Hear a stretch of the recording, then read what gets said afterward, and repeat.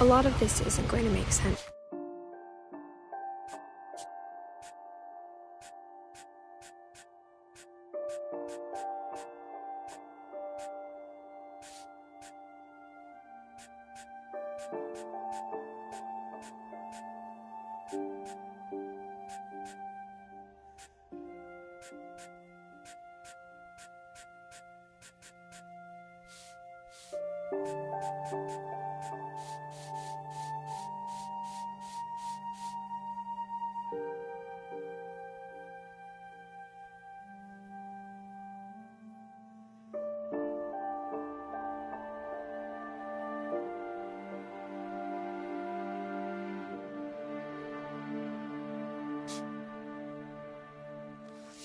To you, and I'm sorry about that.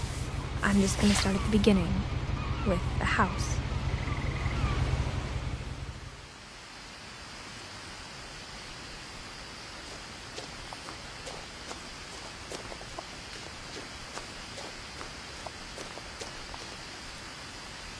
I lived here until I was 11, but I wasn't allowed inside half the rooms.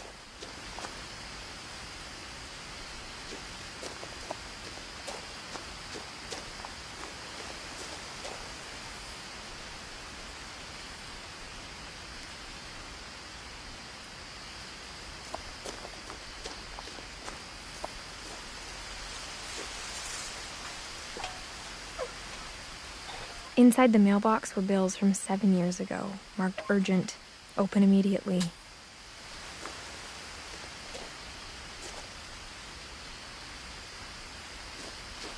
I hadn't been back since my brother Lewis's funeral.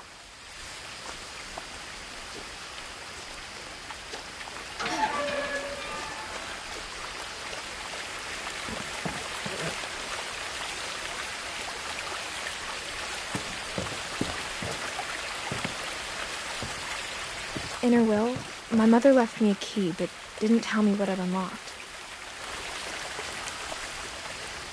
Maybe she thought I'd know. Or she thought that the mystery would be enough to bring me back.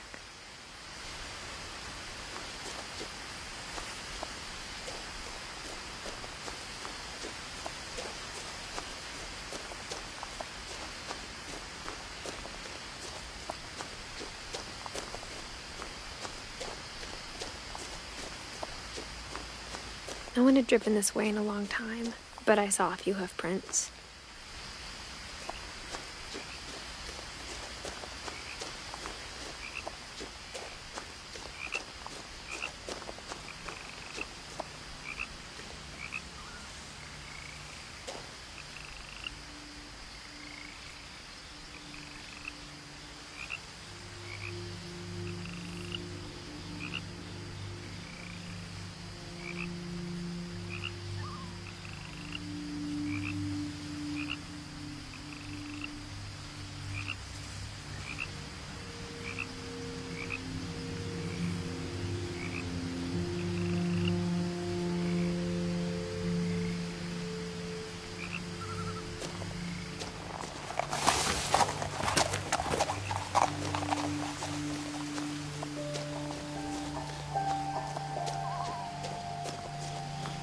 The truth is, even after I inherited the house, I never thought I'd come back to it. But now I had questions about my family that only the house knew the answers to.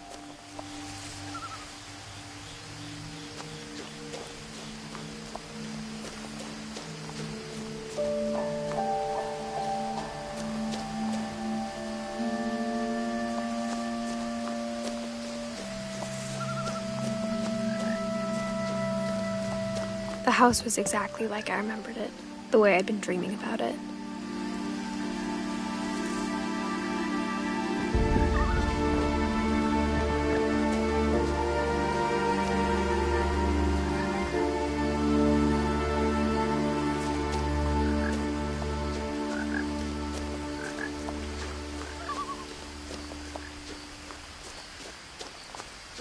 As a child, the house made me uncomfortable in a way I couldn't put into words.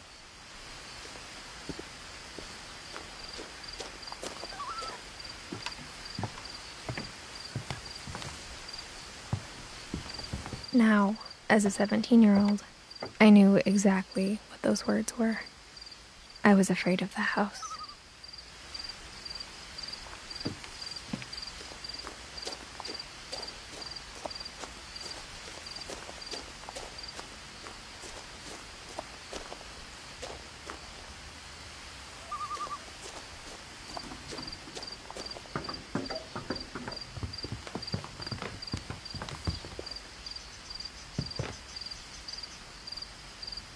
I hoped the key might unlock the front door. It didn't.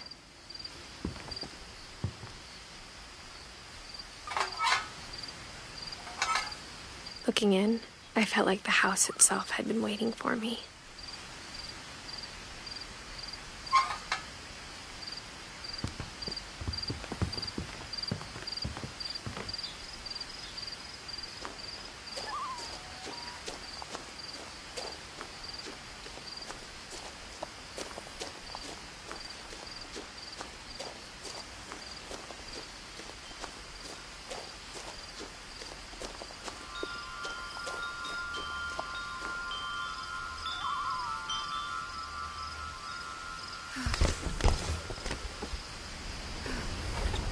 Crawling through the doggy door used to be a lot easier when I was 11.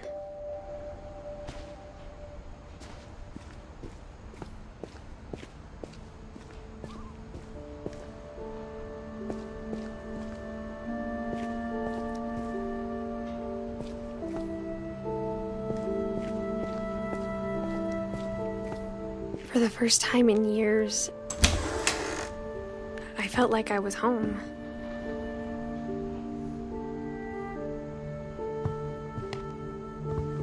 But instead of a family, there were just memories of one.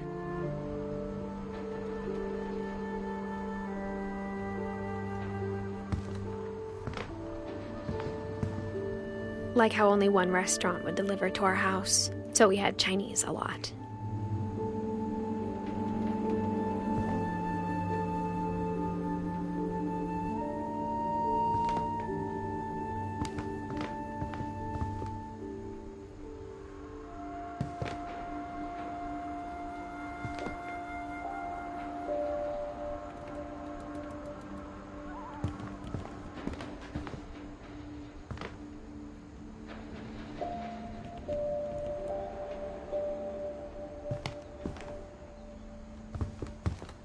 Or how after Louis started working at the cannery, we all got sick of eating salmon.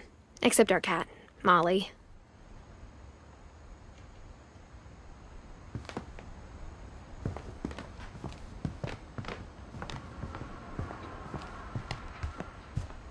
The table was still a wreck from the night we left. It was like a bomb had gone off, killing everyone but sparing the furniture.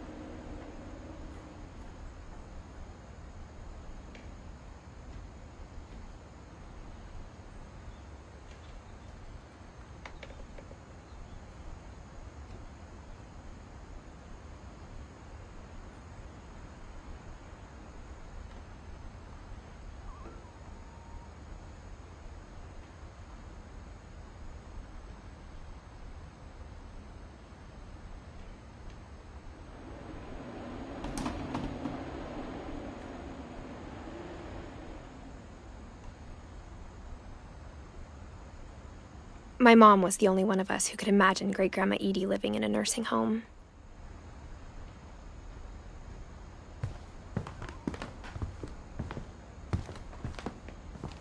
Nothing in the house looked abnormal.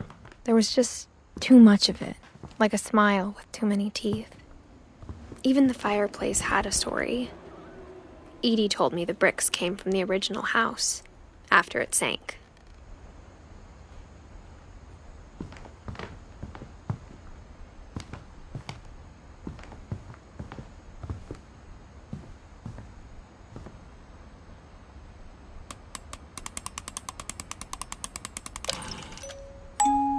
Great-Grandpa Sven built a music box for Barbara, along with the rest of the house.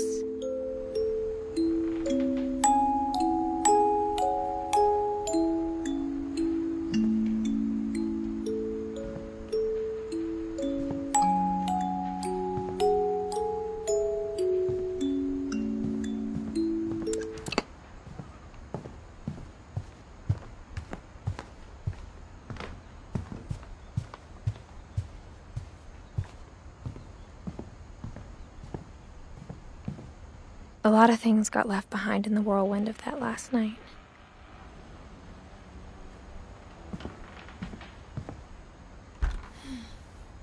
Edie told me once that every Finch who ever lived is buried somewhere in the library.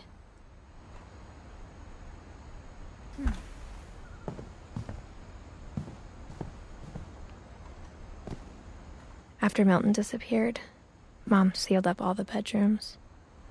Then Edie retaliated and drilled peepholes.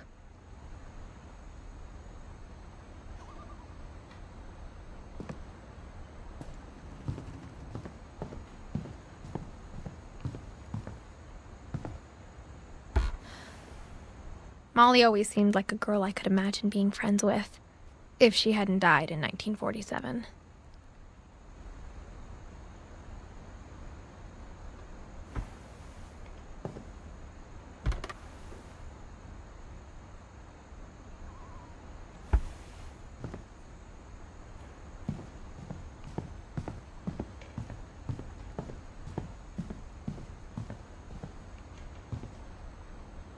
Whenever people ask me about my family, the first thing they always want to know about is Barbara.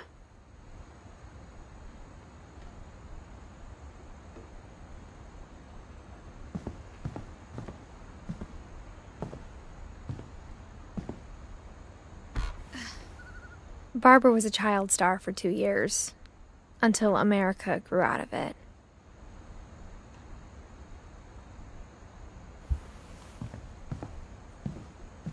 Edie's father, Odin, built the original house.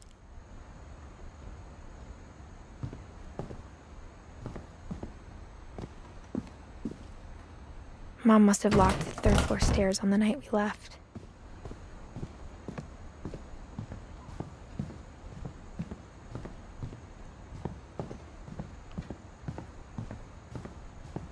I spent a lot of time playing in Great Uncle Walter's room.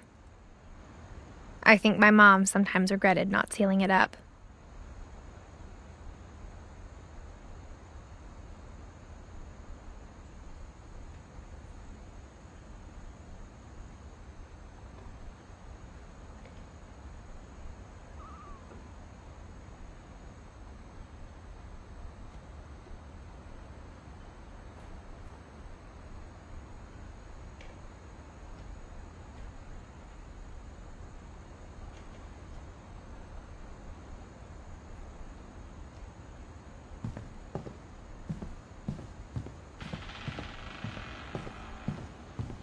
Lewis told me there were secret passages, but I never believed him.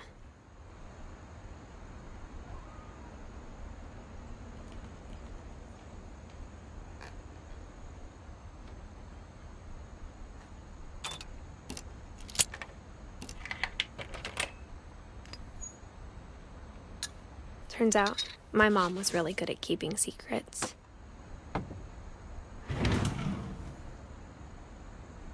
Now it was time to find out what my mom had been afraid of.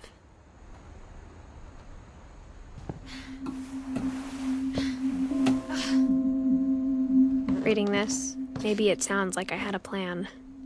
From the paintings on the wall, it was clear my brother Milton had been here before me.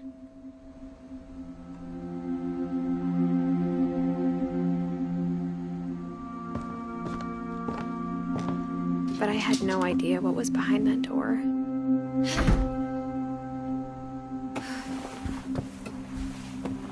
Just like I had no idea where all this was gonna lead. I grew up looking at Molly's room through the peephole. Being inside for the first time, I felt like I'd stepped behind a painting.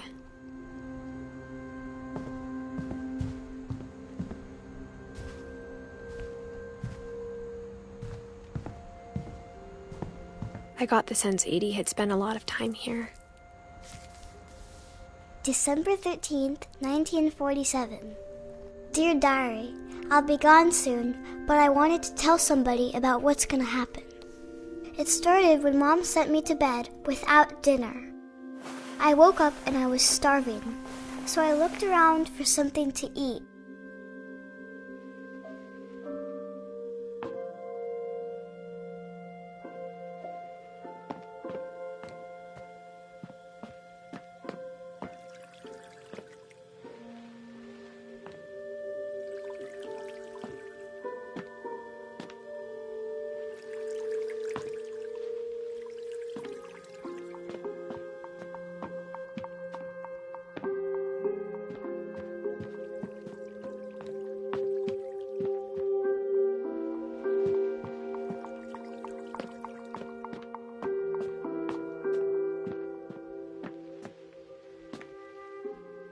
My Halloween candy was all gone.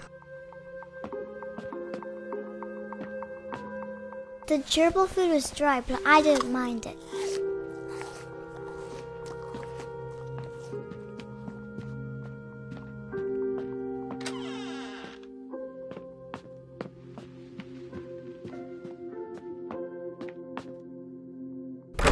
Mom, can I come out now? Sweetheart, it's late. Go to sleep.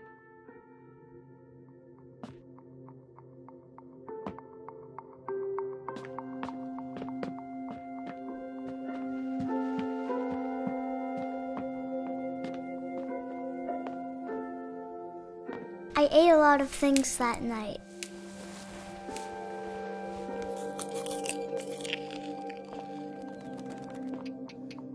I kept eating and eating.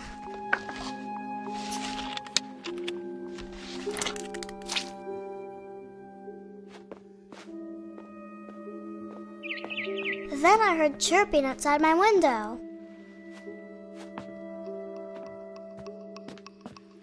It was a barn swallow going back to her nest.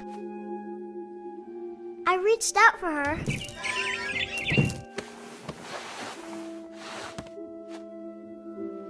And suddenly, I was a cat.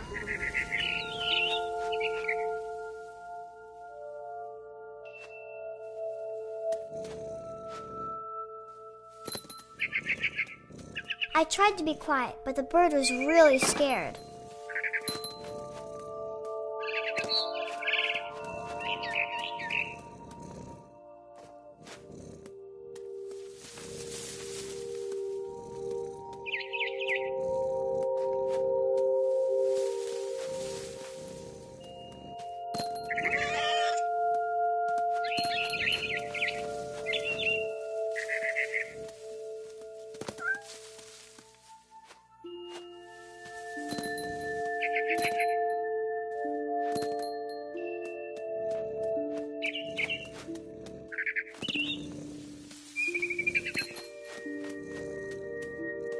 I jumped and I almost got her.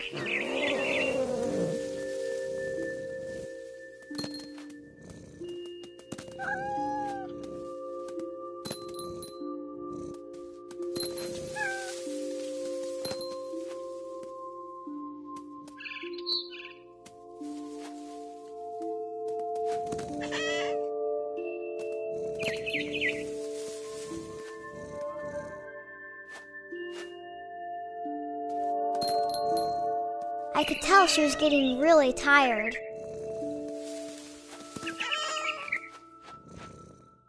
Now I was up in the big tree.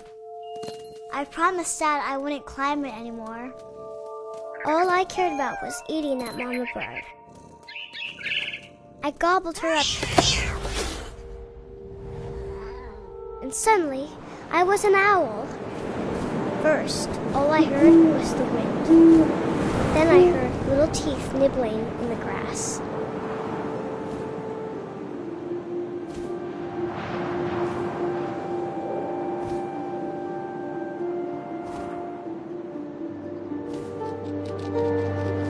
Rabbits.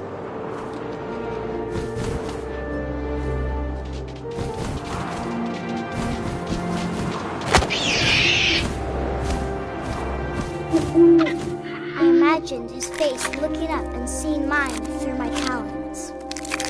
I swallowed him up, and I didn't chew one bit. Then I flew off to find something bigger.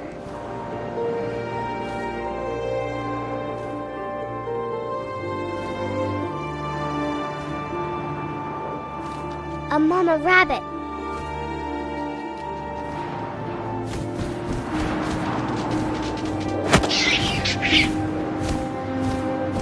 She was almost too big to carry. I started choking, but I couldn't stop eating. And suddenly, I was a shark.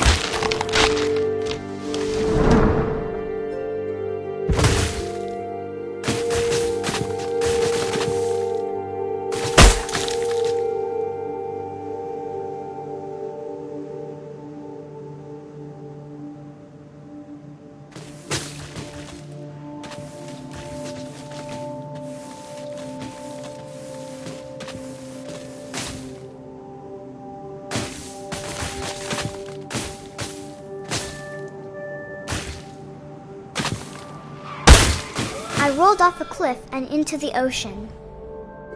Now, I was hungrier than ever.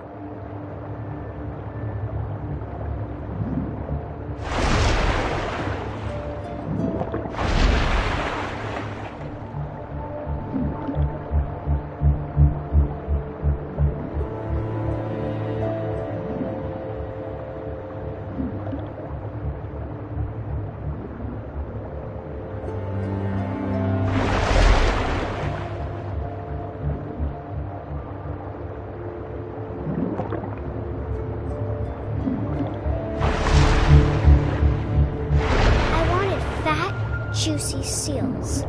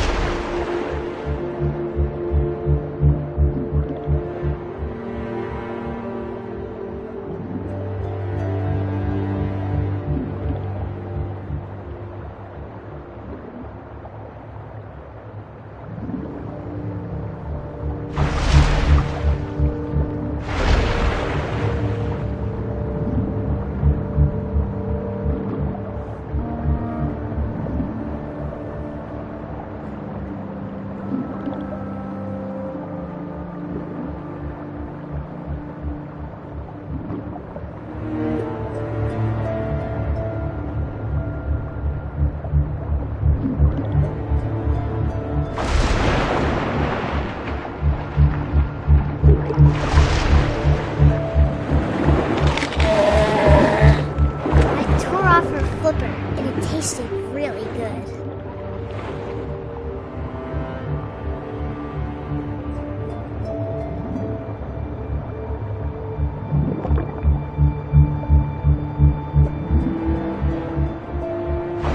Grabbed on tight. But I was so hungry, I jumped out of the water. When I opened my eyes, everything had changed.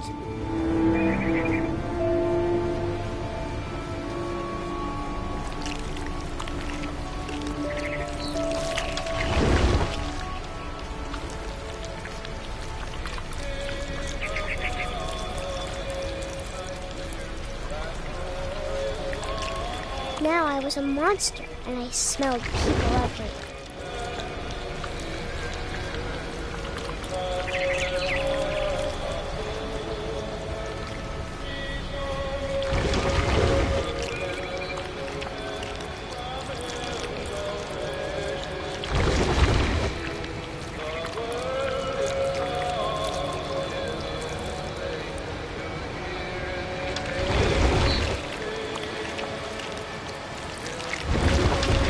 I was big, but I moved real quiet.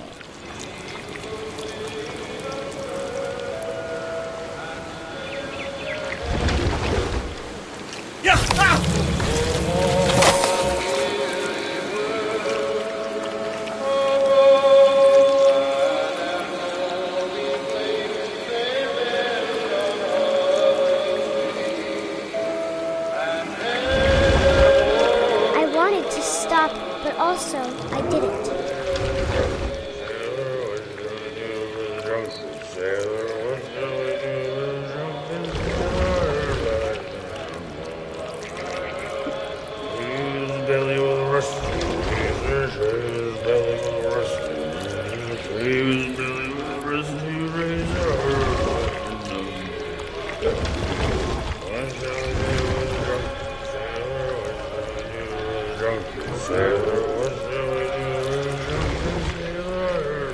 After the last passenger, I was still hungry. And across the water, I smelled something new. Something I had to have, so I swam towards it.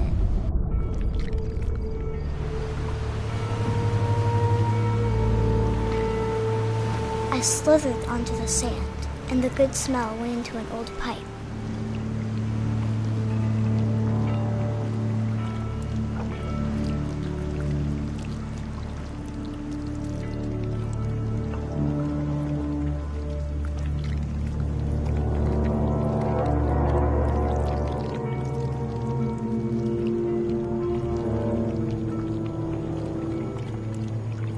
I got closer and closer.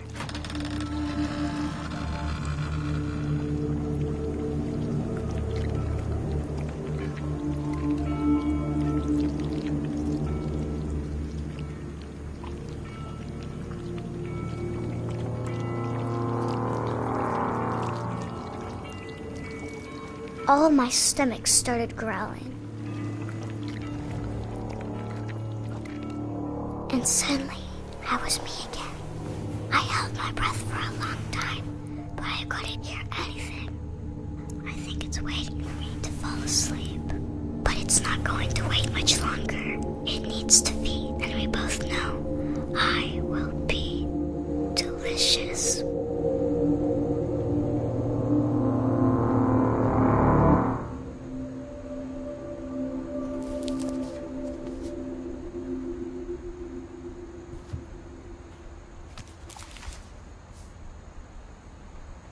I'm not sure if I believed all of that, but I'm sure Edie would have.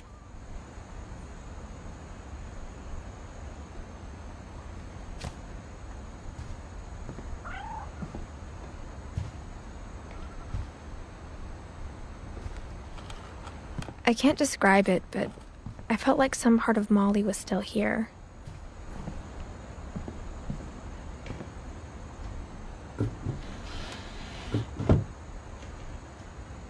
Molly's gerbil had a tiny bedroom with its own even tinier gerbil cage.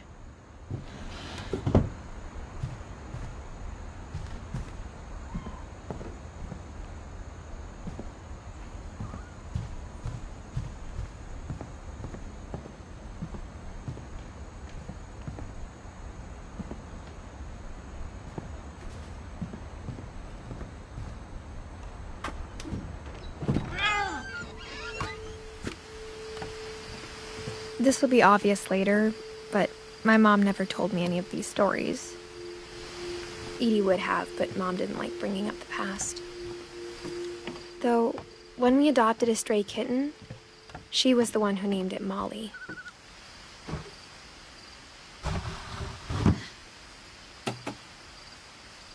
I spent a lot of time in Great-Grandma Edie's room. Her room was like a museum.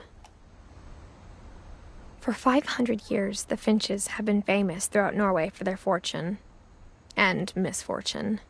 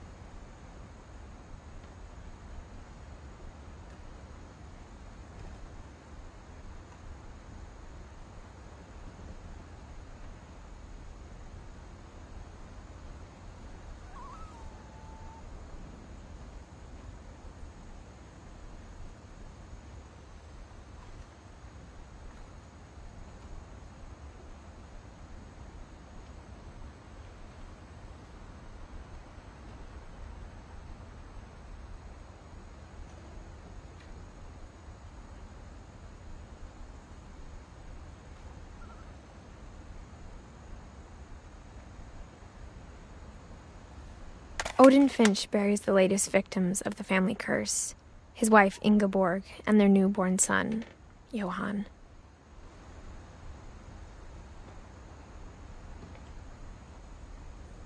On January 7th, 1937, he set sail with his family and his house, hoping to leave the curse behind.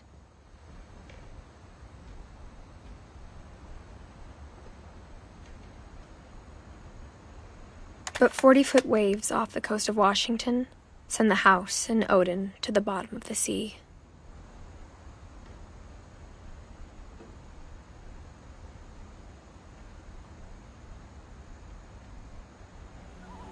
Odin's daughter Edie, with husband Sven and baby Molly, step ashore on their new home, Orcas Island.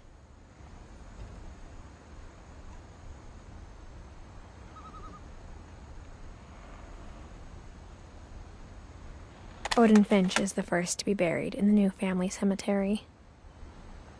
His daughter Edie is already dreaming of a new Finch house.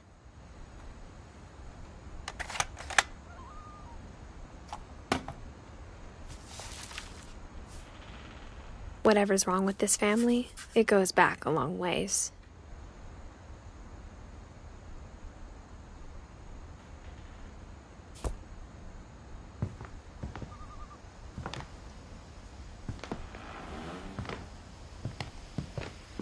Louis died a week before we left, but Edie had already started to memorialize him.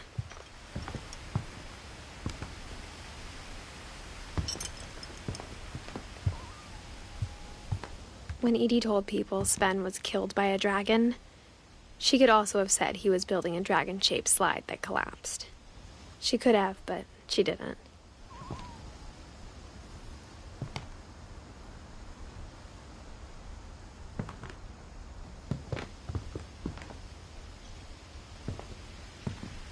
One summer, they evacuated the island, but Edie refused to go. For a few weeks, she was a celebrity.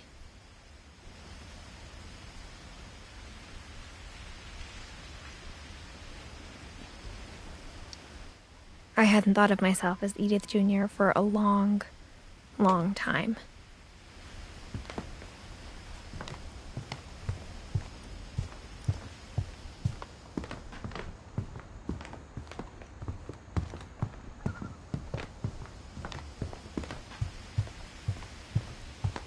Even in her 90s, sometimes Edie seemed a lot younger than my mother.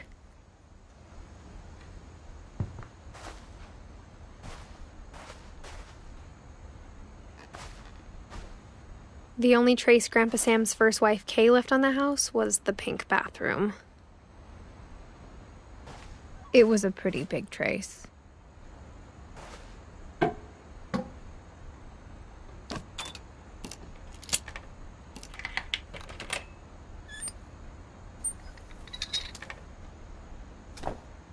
There's a secret in this bathroom. It's in the last place you would look. It isn't in the cupboard. It's hidden in this book.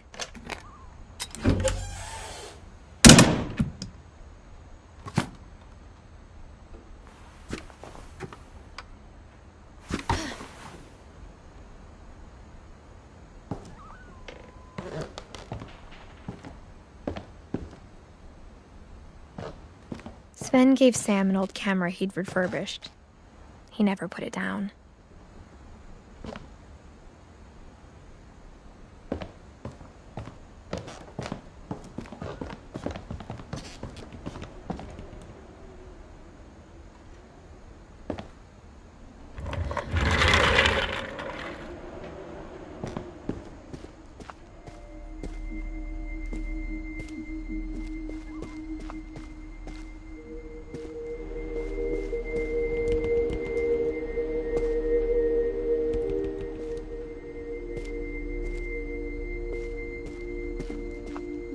I knew Grandpa Sam had a twin, and that he never talked about him.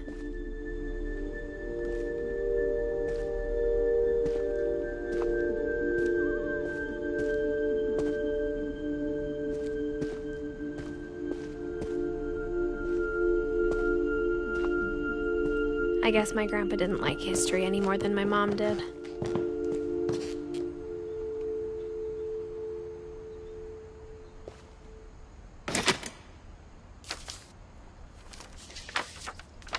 How I Want to Remember My Brother by Sam Finch.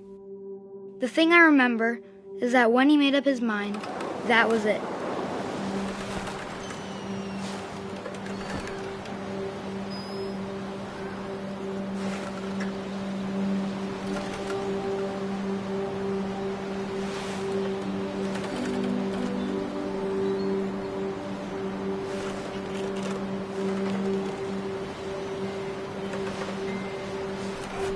My brother said he'd die before he ate another mushroom, and he did.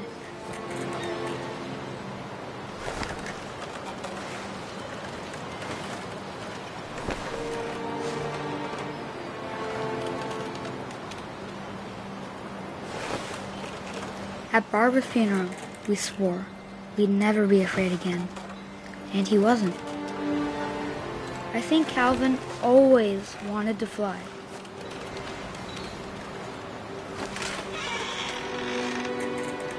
Sam! Calvin! Dinner's ready! Coming!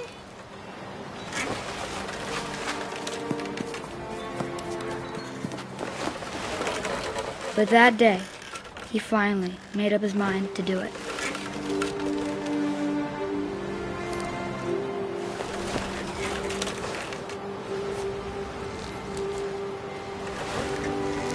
I told him going around was impossible.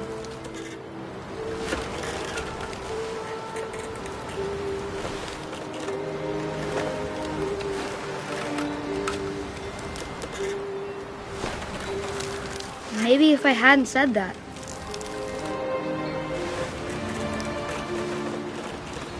Calvin! I'm not gonna tell you again! maybe if the wind hadn't picked up, then maybe he'd still be here. But I doubt it.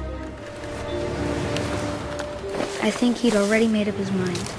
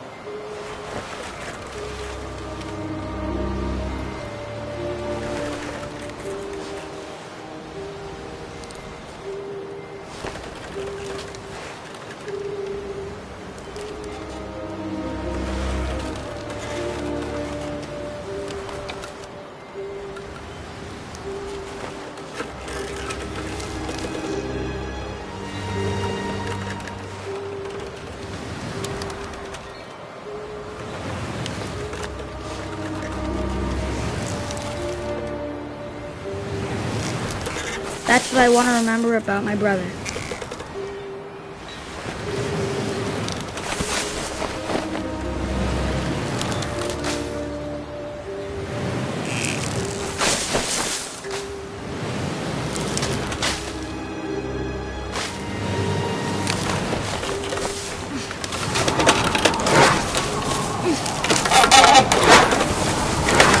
The day he made up his mind to fly. And he did.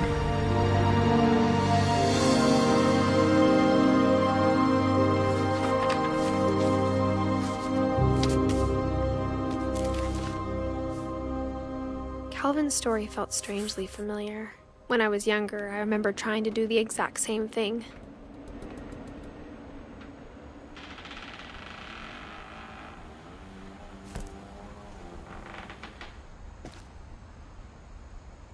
After the funeral, Edie roped off Calvin's half of the room.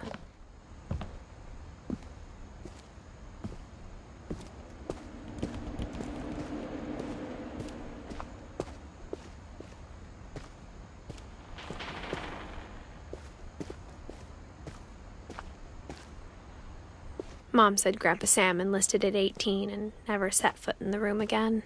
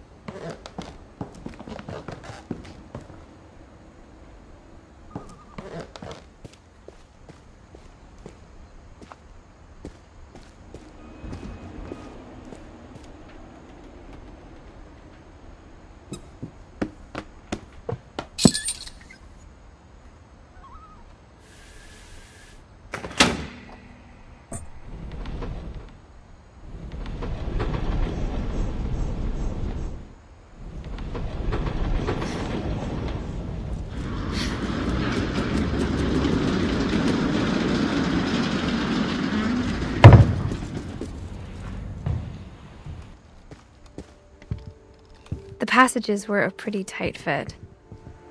They'd obviously been built for smaller hands and bellies.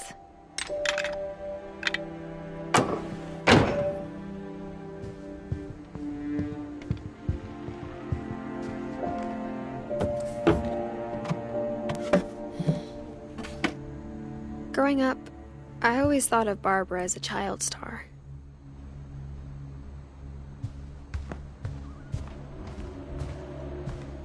I never thought about how hard it must have been for her afterwards.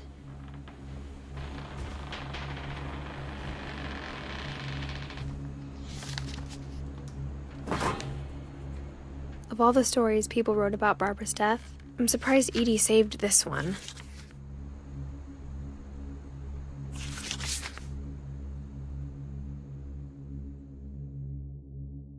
Old Jack here with another ghastly tale inspired by America's most unfortunate family.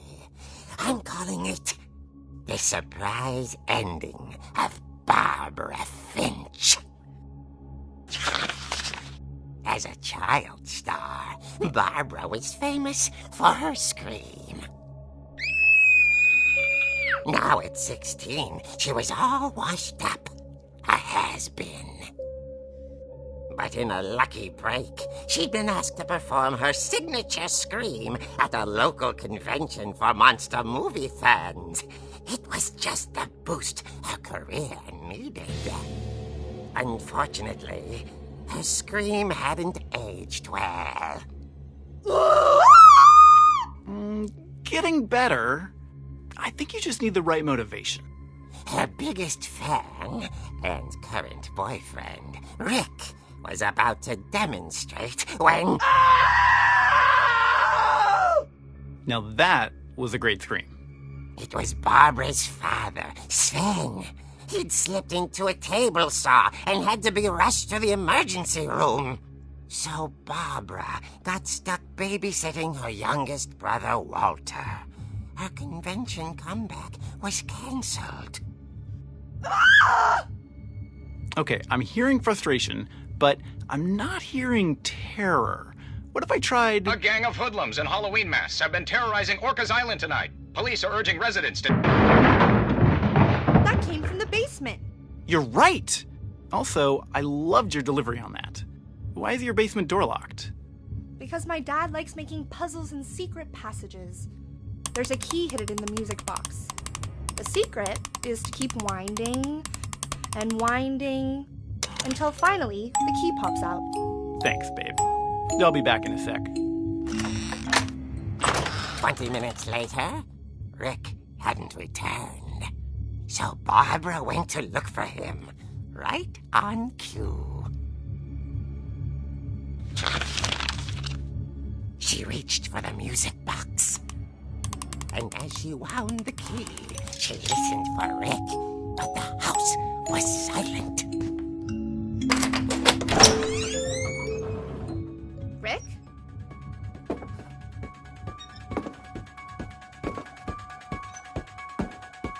She found Rick's crutch and imagined the worst.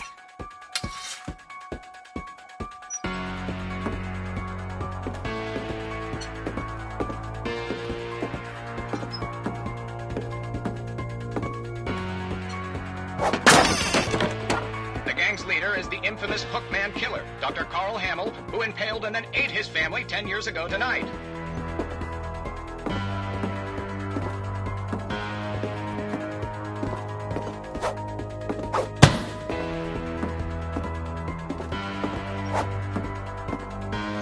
The old fridge rattled and grew still. Oh dear! Oh! Rick? Barb, relax. I was just trying to scare you to help you find your scream. Well, I'm not scared, Rick. I'm furious. Then act furious. All I'm getting from you now is that you're hurt and confused and you're...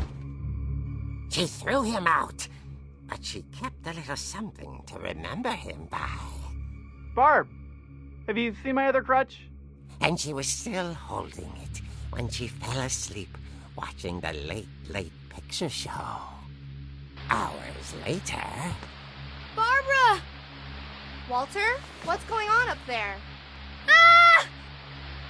Okay, I'm coming up, but if this is a trick, you're dead, Walter.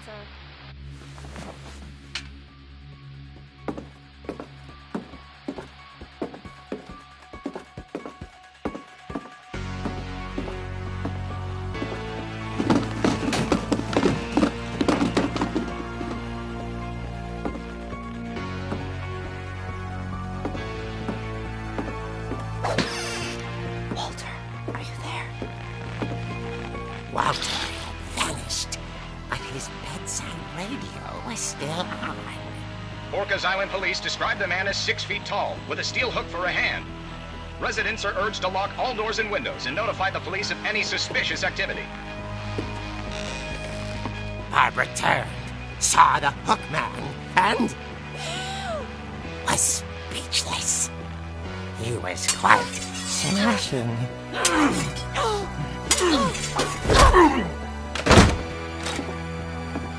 And he was. He couldn't get enough of Barbara. Okay, Barbara, there's gotta be another way out of here.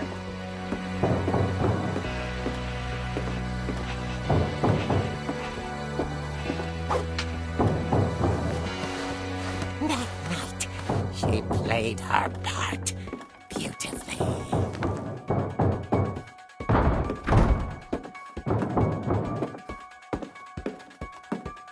She thought about abandoning Walter, but just couldn't do it.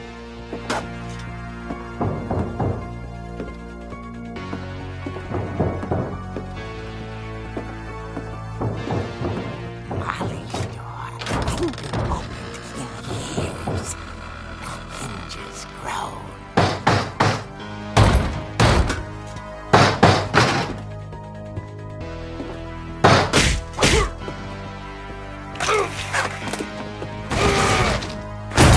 He wasn't moving, but she sensed the story might not be over yet.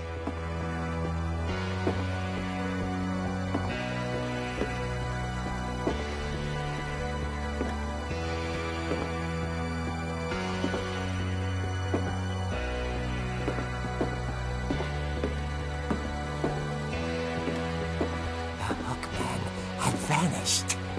She listened for his breathing, but all she heard was...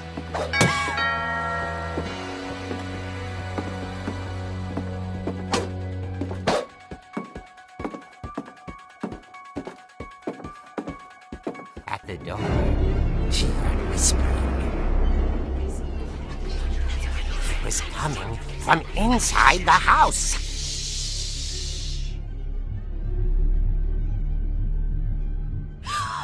Oh dear. The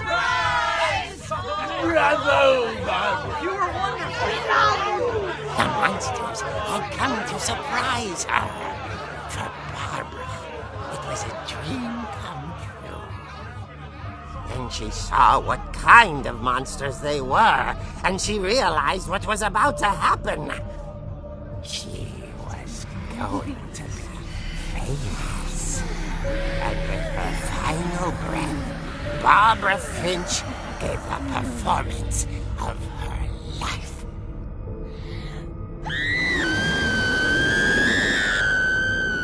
I wasn't there myself, but I hear Barbara was magnificent. Poor girl. She had a taste for stardom. But unfortunately, so did her fans. Of course, the police blamed it all on poor Rick, who disappeared the same night. And little Walter? Hiding under his bed the whole time. He took it all pretty hard, but that's another story. As for Barbara, tucked inside the music box was all they ever found of her. Her ear. Now that's what I call a real eerie tale.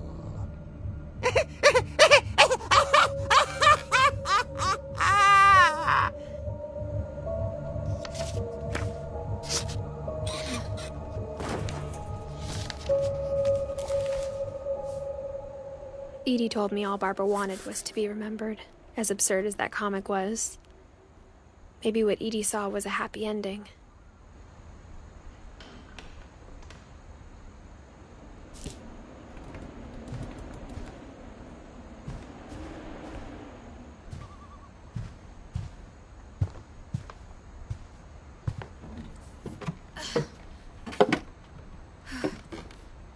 I guess now I know why Mom didn't like me playing with the music box.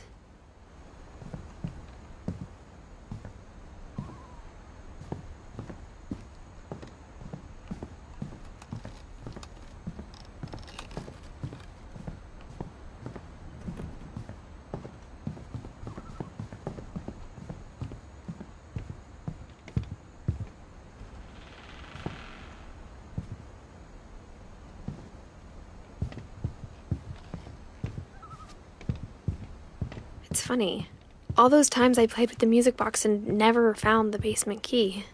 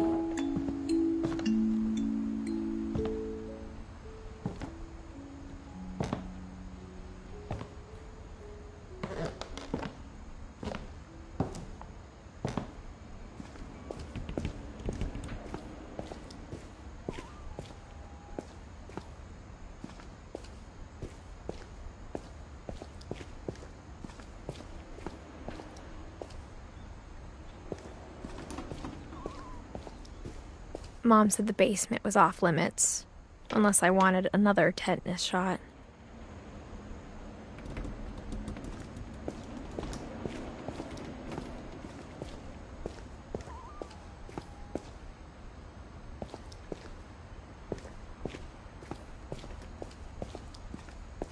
I saw Edie sneak down to the basement once, carrying packages. I thought maybe she was hiding presents. It turned out she was hiding a lot more than that.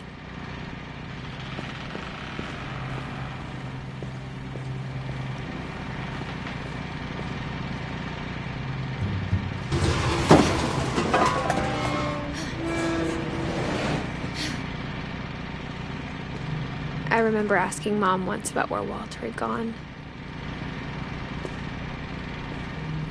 She said after Barbara died, he got as far away as he could. If there's a pattern in all these stories, I think it's that none of us has gotten very far.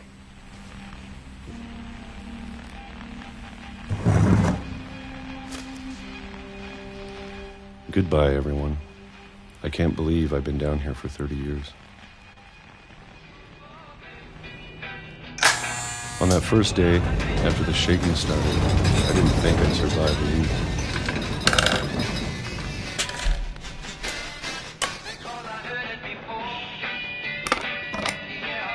But after a few days, I settled into a routine. That's what kept me sane. Having a schedule, living for today. I always expected to be dead tomorrow. But if you wait long enough, you get used to anything.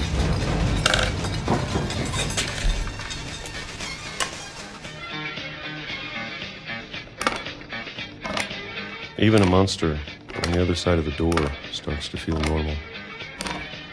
Almost friendly.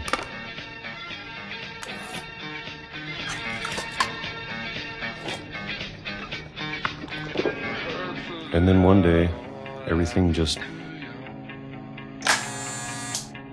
stopped.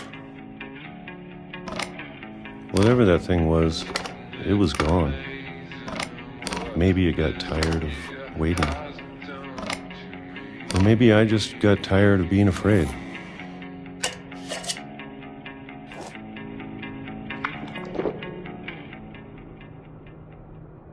It's been a week now, the longest in 30 years. I'm done waiting.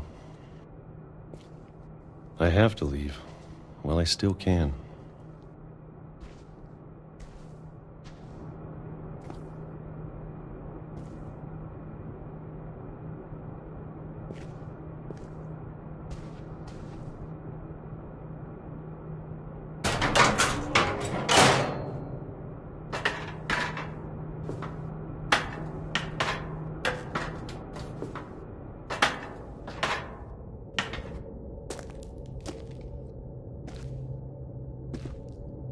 I know it's out there, somewhere.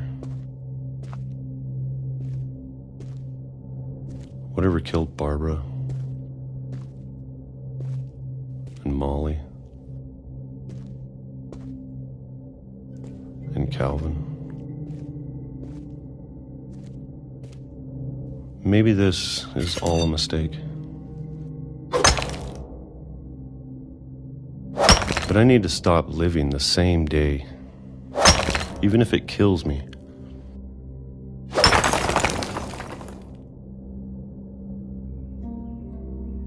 Whatever's out there, I want you to know I'm ready for it.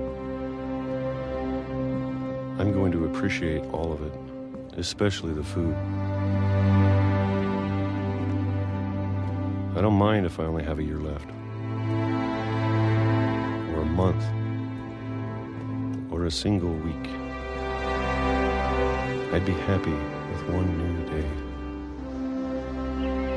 I can already imagine the sun on my face.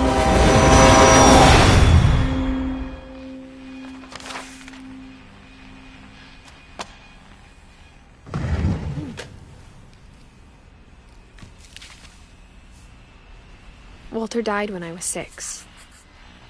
I can't believe my mom never told me he was down here.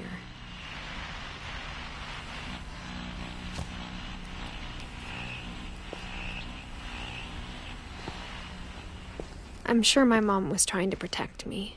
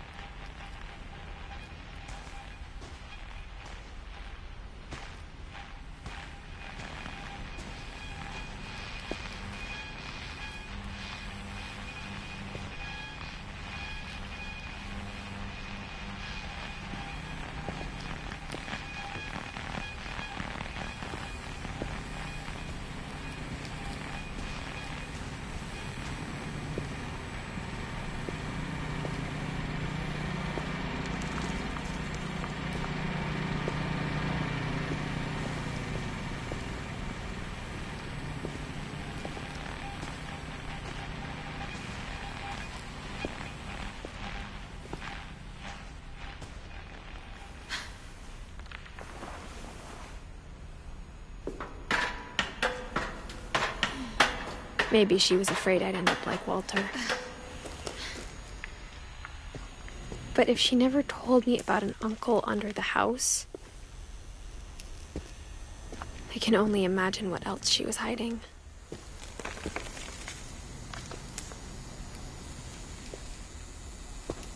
I don't want to make the same mistakes she made.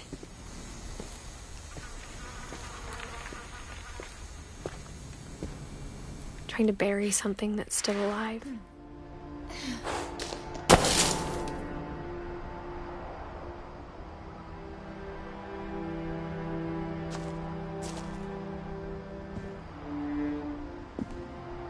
Now that there's only one of us left, or maybe 2, I thought it was time I heard the stories for myself and found out what happened to everyone else. But now I'm worried the stories themselves might be the problem.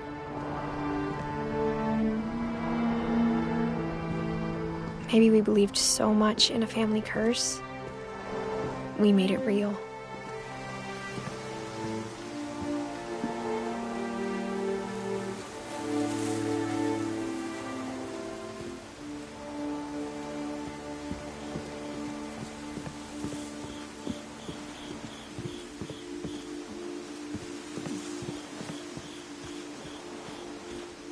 I don't know if I should even be writing this.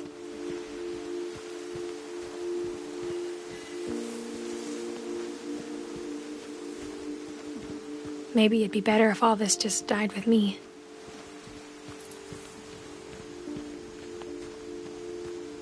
But I thought you should know about your family.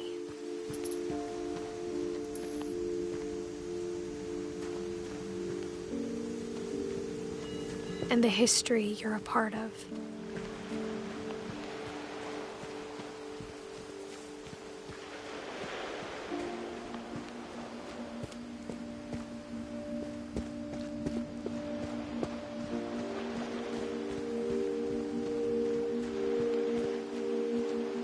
Though to be honest, I feel as lost as you probably do right now. I think the people in these stories believed them, for what that's worth.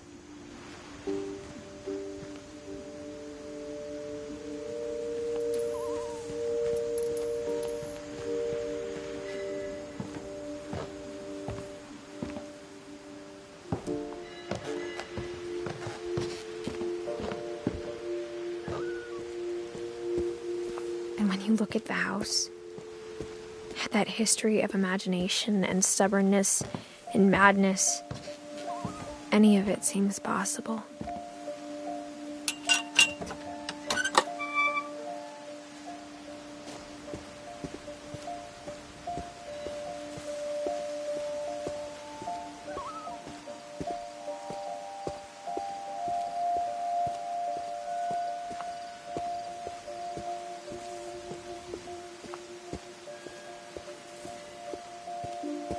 I think we've been surrounded by death for so long, we've just gotten used to it.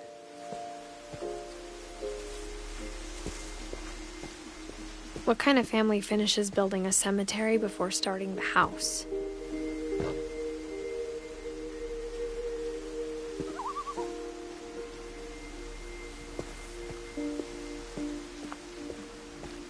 It's embarrassing for me to admit this, but the pet cemetery made me more uncomfortable than the human one. 3 of the gerbils were mine, and 2 had been my fault.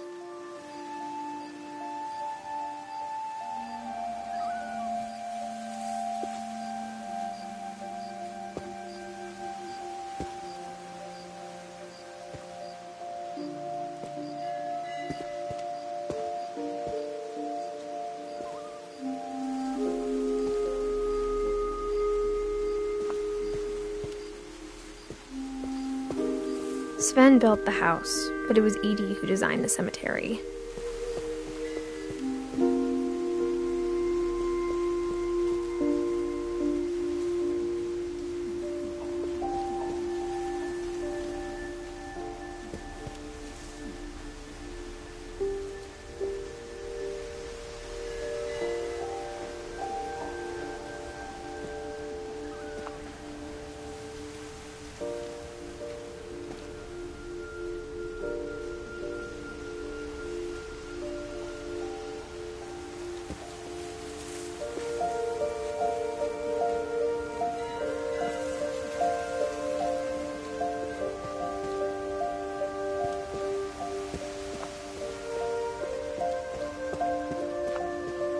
I'm sure Odin's monument had been Edie's idea.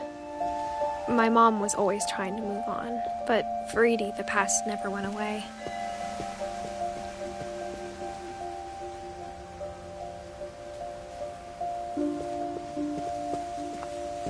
She could see it poking out of the water at low tide.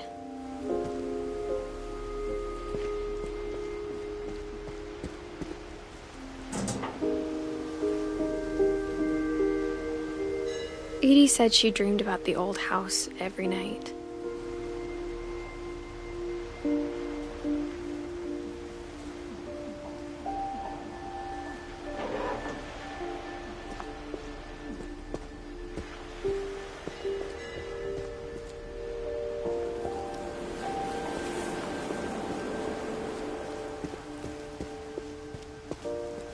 Edie's side was always easier for me to understand. But the older I get, the more I can see where my mom was coming from. Her dad had been pretty strict, but it wasn't enough to save her brothers. She was just trying to do better.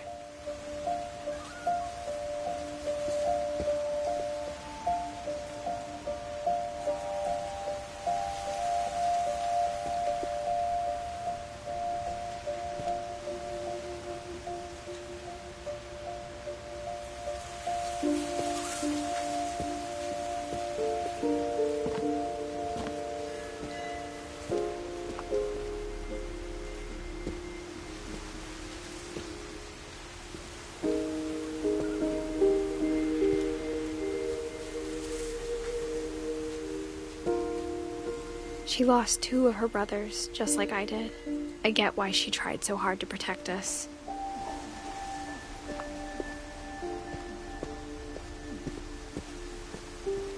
There's so many things I wish I could ask my mom now. Part of me thinks this is what she wanted all along. For me to come back someday and find everything out for myself.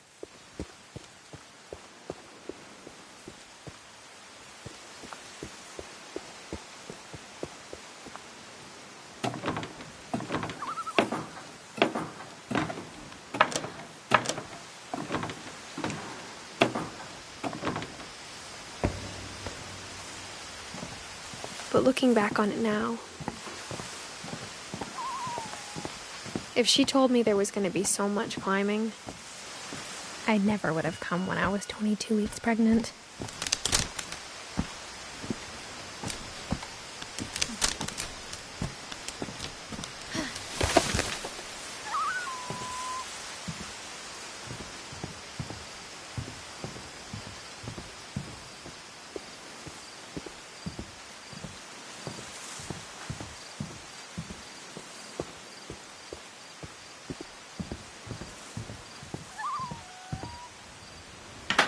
I never met Grandpa Sam, but I think he and my mom had a lot in common.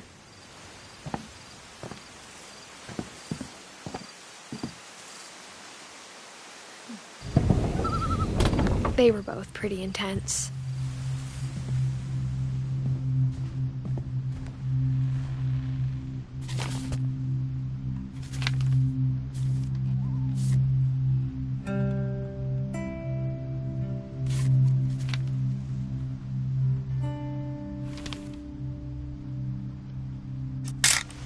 Dawn, I promise, you'll never forget this weekend. Yes, sir. These memories are gonna last a lifetime. Am I gonna have to shoot anything?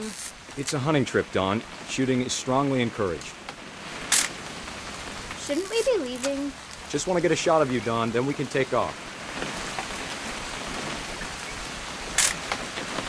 Not quite. I'm over here, Dad.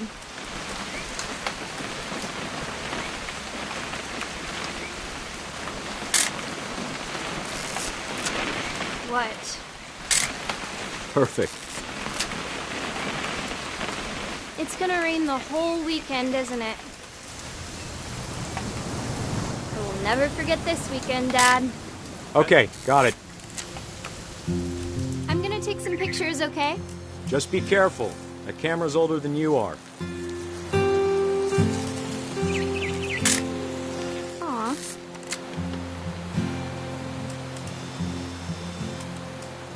You're right, Dad. It's starting to clear up. Still freezing, though.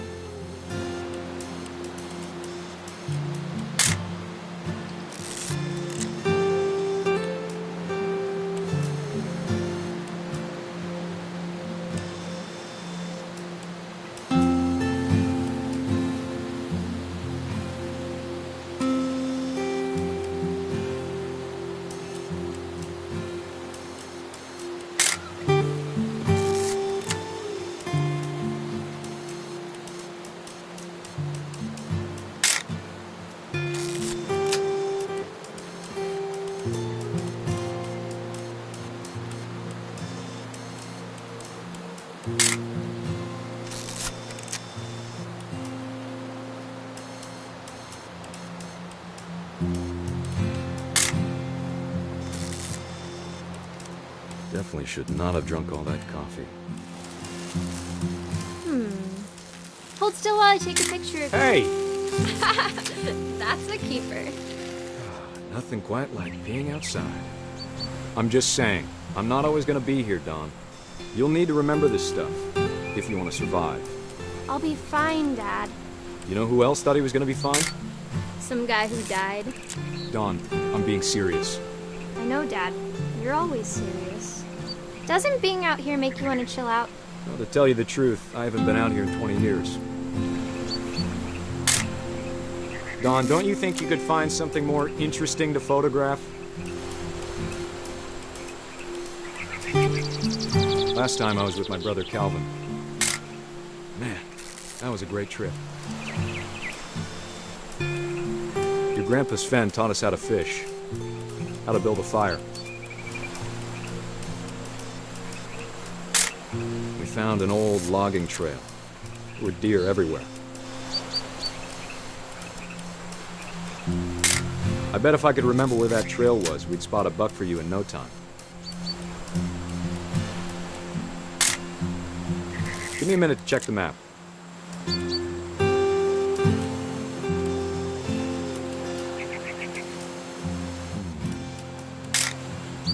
You don't need to waste any more film on me, kiddo.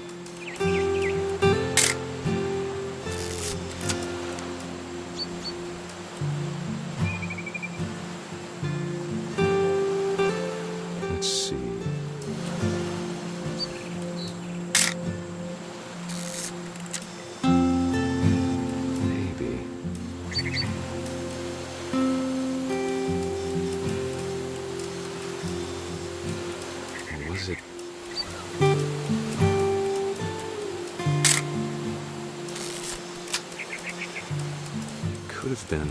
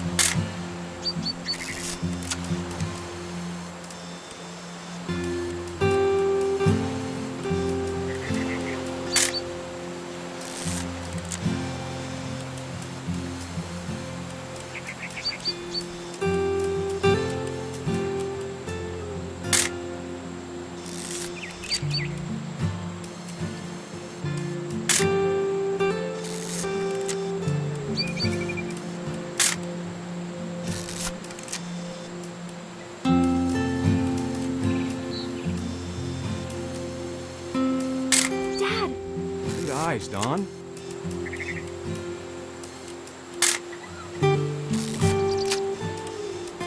Before you take the shot, let me get a picture of you. Dad, I... Just breathe. Let me get behind you. Do I have to do this? Dawn, you don't have to do anything. But if you want to survive, you'll need to be strong.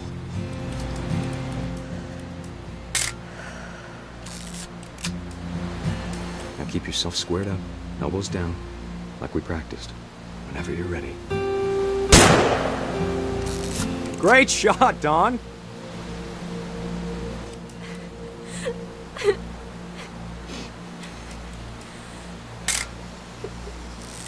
I'm proud of you, Dawn. Always remember that, okay?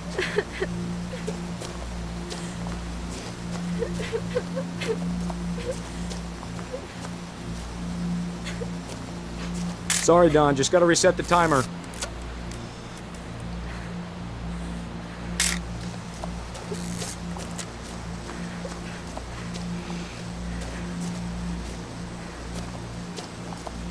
Dad, it's twitching. I think That's it's totally normal, Dawn. Just focus on the camera. Try not to think about... Dad!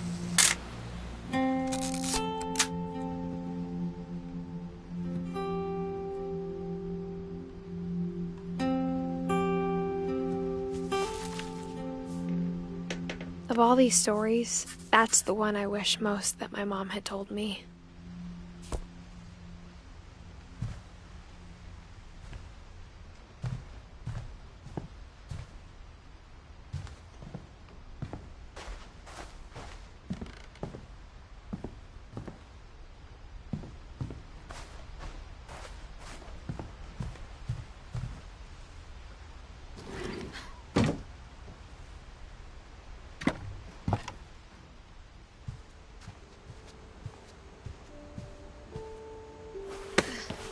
After Sam died, my mom and Edie got really close. They'd both lost a lot.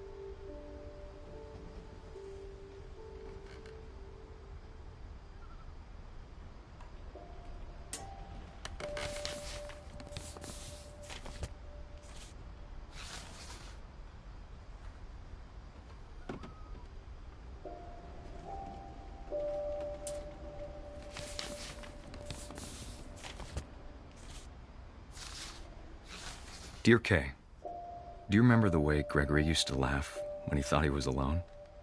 Like something funny was happening, but only he could see it.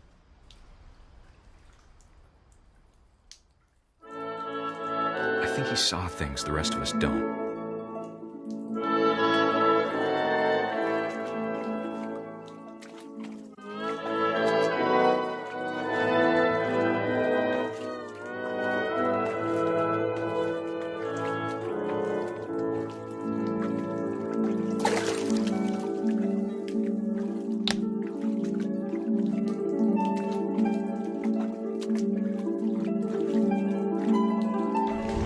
Bend over, Gregory. It's time to... Hold on, sweetie. Hello? Sam, I told you I don't want to talk right now. I wonder what he saw.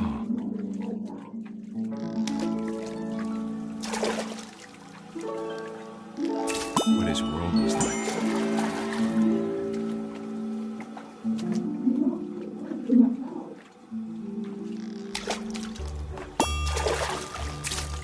He reminded me so much of Calvin Rose. Lost in his imagination. Whatever it was, he saw.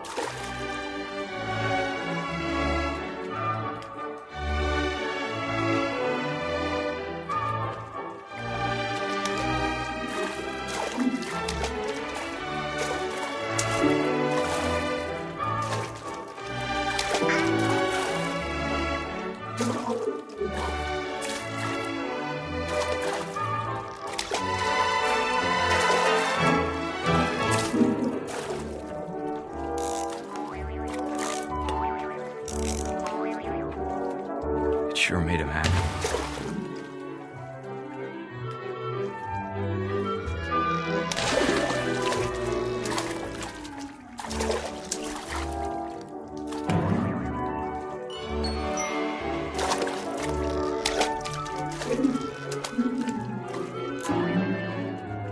I know how silly it sounds.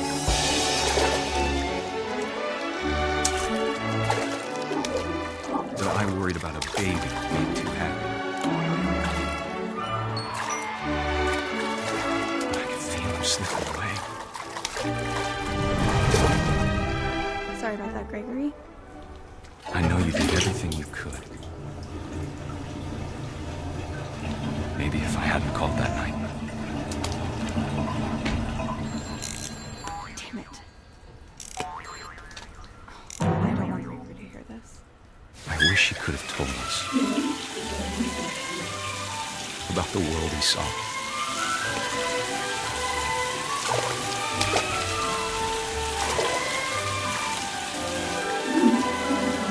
There's so much I don't understand about Gregory,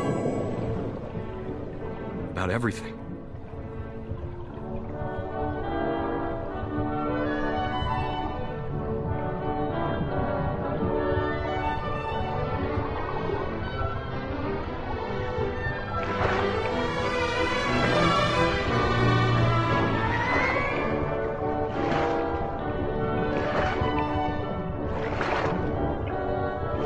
Know what happened wasn't your fault.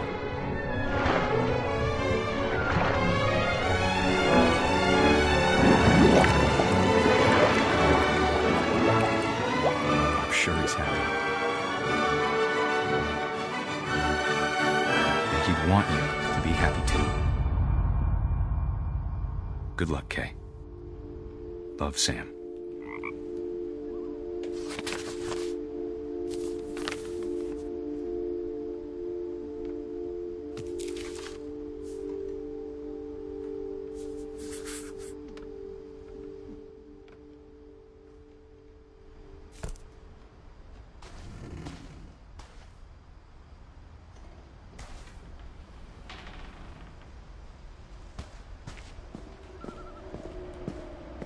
I can't imagine my mom ever writing poetry, and yet...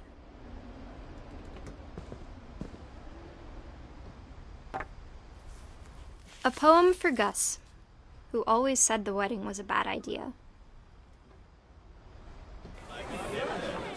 Our father never hit us kids, at least not very hard, before the day my brother said with teenage disregard that he'd be dead before he'd see a wedding in our yard.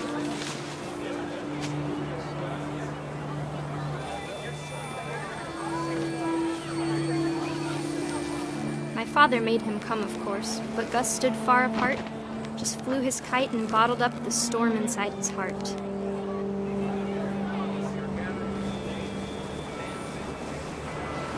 I tried to talk him out of it, but though he'd never met her, "We don't need a stepmom," were the words that I now learned. pronounce you husband and wife. You may kiss the bride.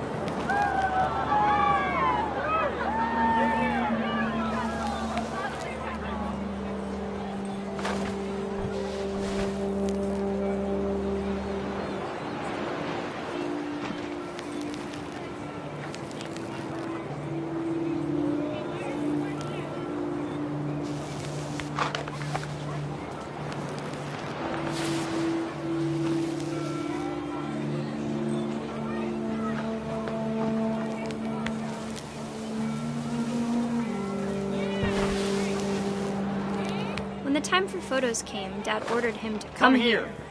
But Gus declined, and as a sign held up his middle finger.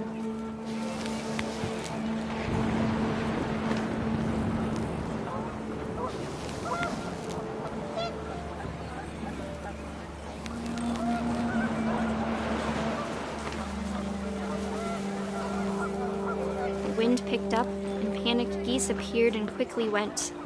But all the humans did that day was go inside the tent.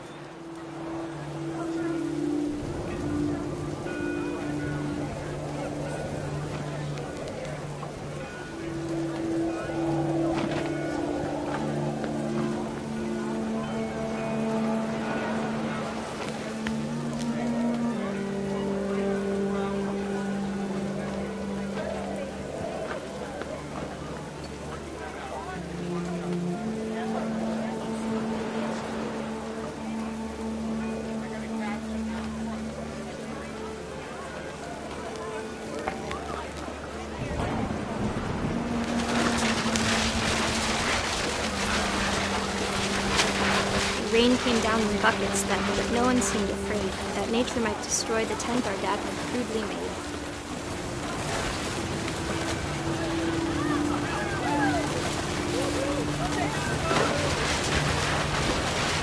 The thunder sounded much too close and full of angry power. But all my father said to this was, "Make the music louder."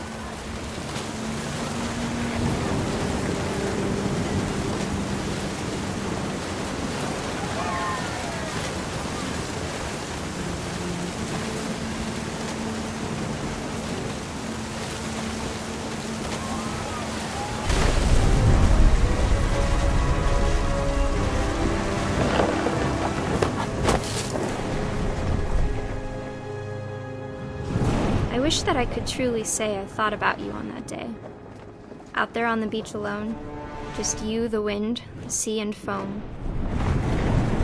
But I didn't, until we found you.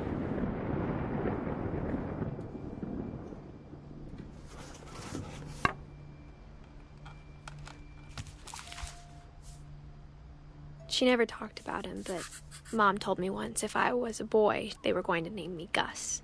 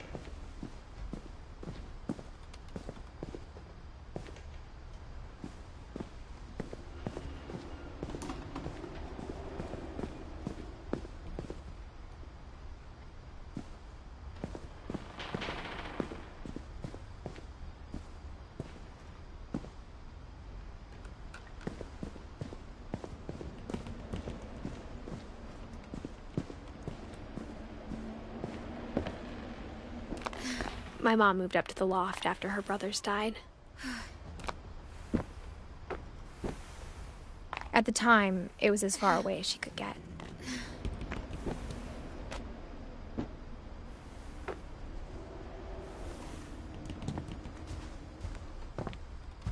She spent a summer building houses in Calcutta, where she met my dad, Sanjay.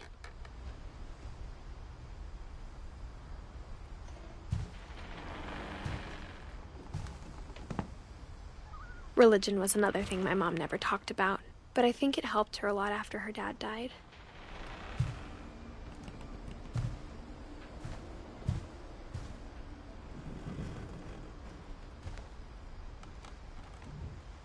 My mom moved to India a week after graduation and got a job teaching English. Louis was born a year later. When my dad died, I don't think Mom knew where else to go. I'm sure Edie was happy to have her back. And to see kids in the house again. The house had to get a little bigger, but Edie was used to that.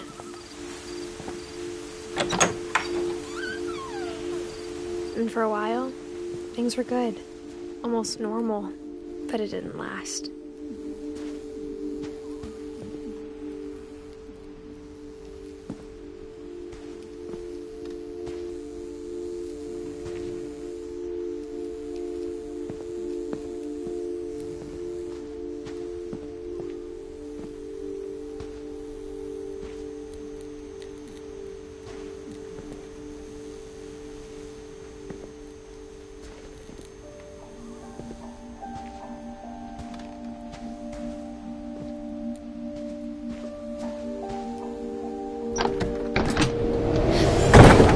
The beginning of the end was Milton's 10th birthday, when Edie gave him a castle.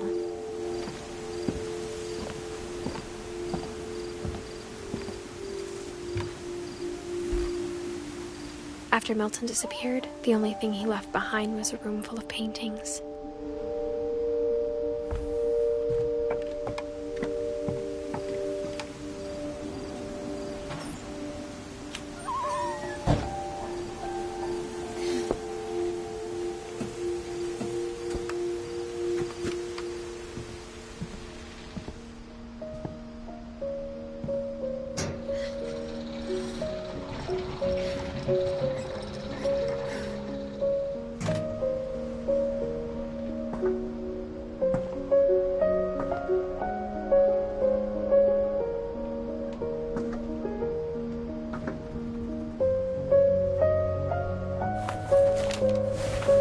Milton Finch in The Magic Paintbrush.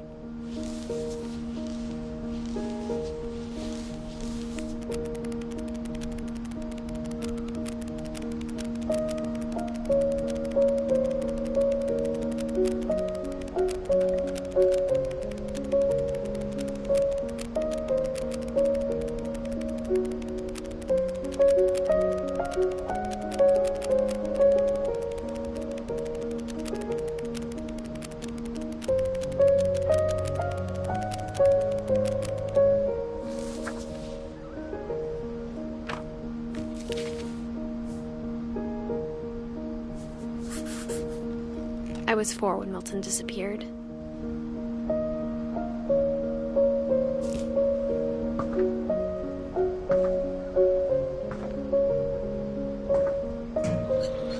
Mom spent months searching for my brother. Then she sealed the doors.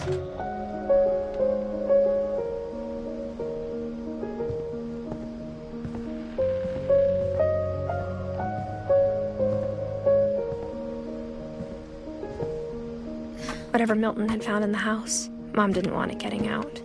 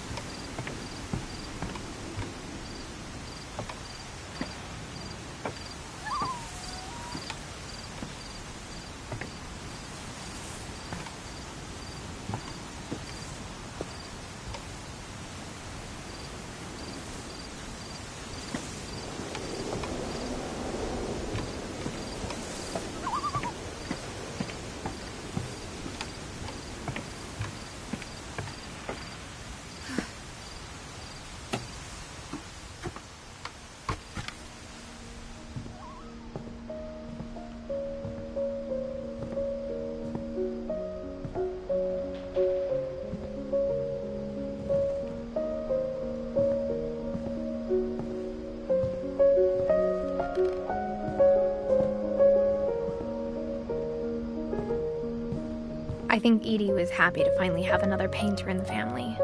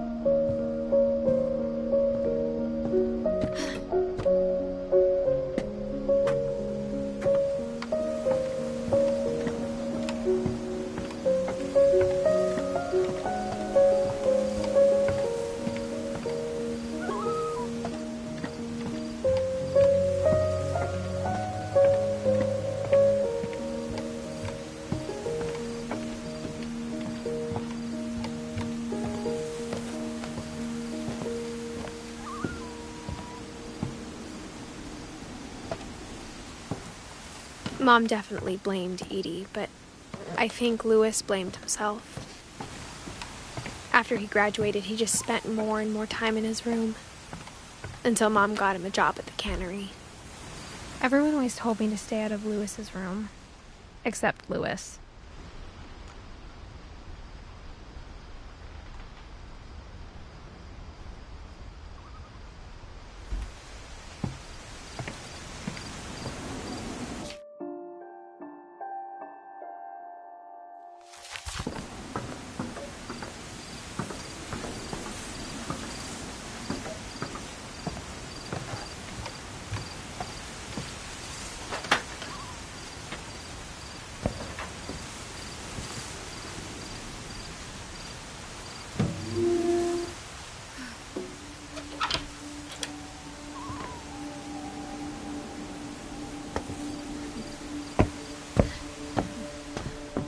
Louis's room smelled very, very familiar.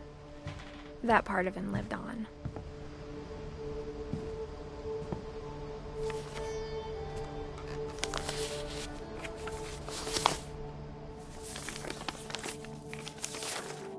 Dear Mrs. Finch, as Louis's psychiatrist, I can understand your desire for an explanation.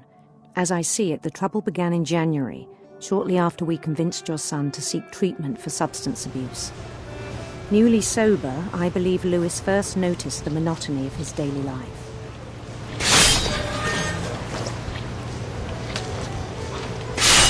He kept working at the cannery, but he withdrew part of himself. In our sessions, I saw the same behavior. His mind began to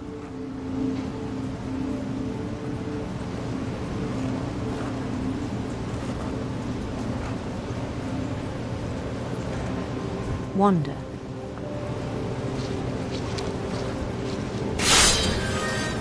I asked him to describe it.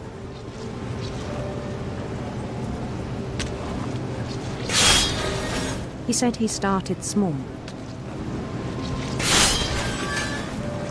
imagining a labyrinth.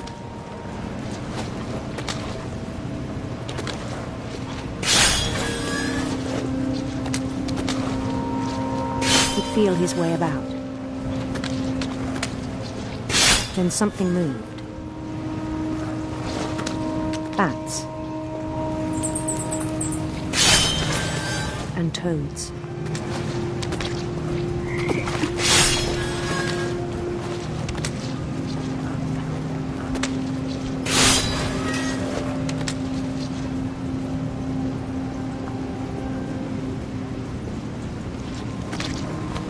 And things that have not names.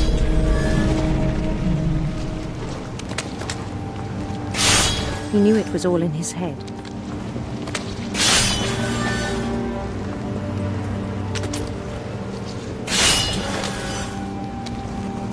But He took it very seriously. I had hoped he'd find himself.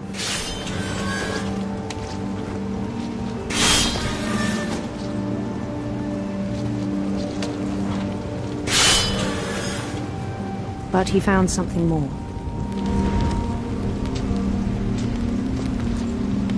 I worried about him then. Daydreaming at the cannery.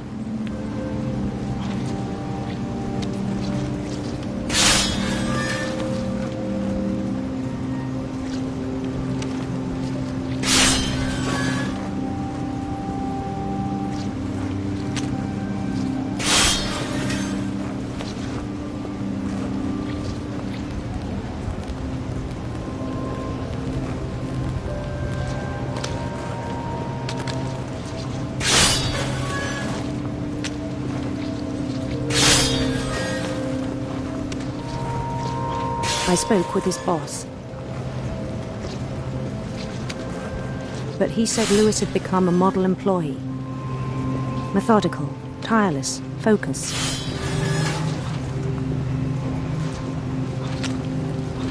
Like a whole new Lewis.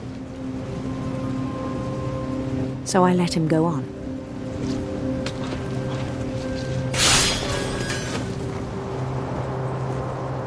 I even encouraged him.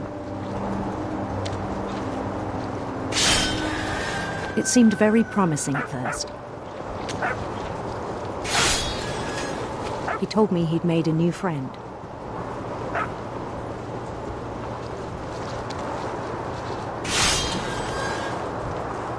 On the edge of a city he named Lewis Topia.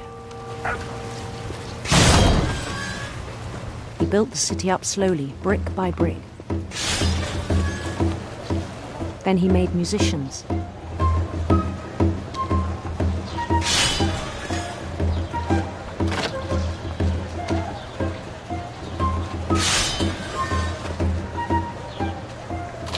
And songs for them to play. He talked about starting a band.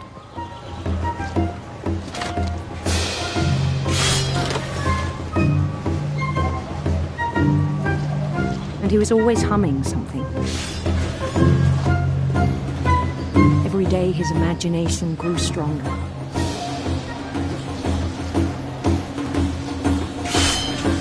He no longer spoke at the cannery. But his chopping was as reliable as ever. Then one day it struck him that all the cheering crowds, even the stones under his feet, were all in his imagination, so he could do whatever he wished.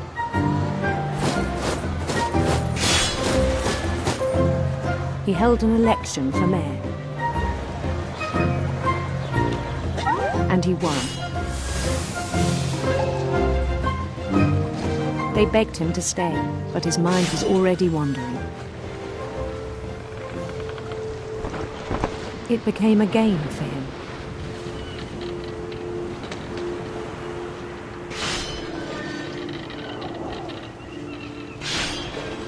He'd conquer a city, then immediately push on.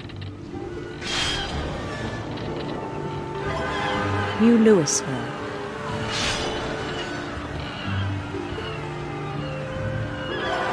St. Louis.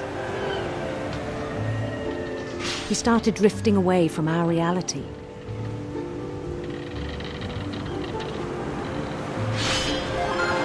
Minneapolis. Until one day he forgot to go home from the cannery. Even as his mother pleaded with him, part of Lewis kept sailing on.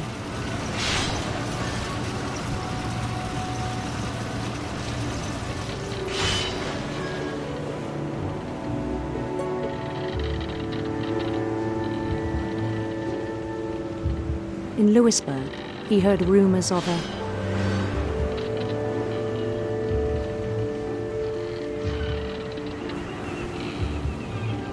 beautiful prince.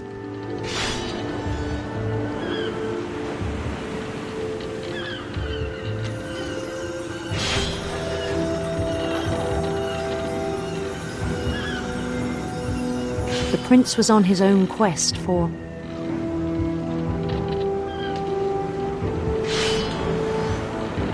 radiant rainbows.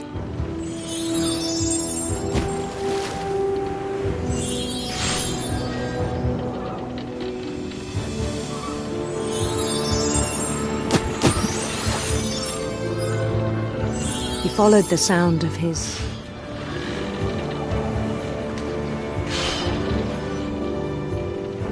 silver harp.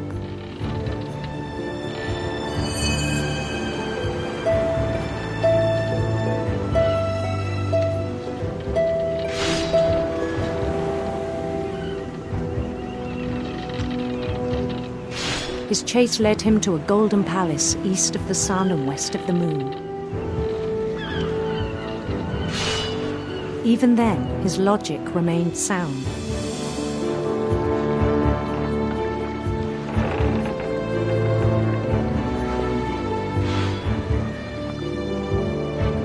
He knew the world was all in his imagination.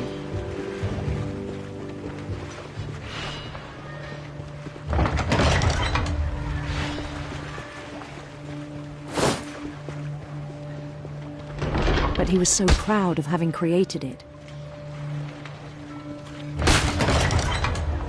In his own eyes, he'd become something greater than a king.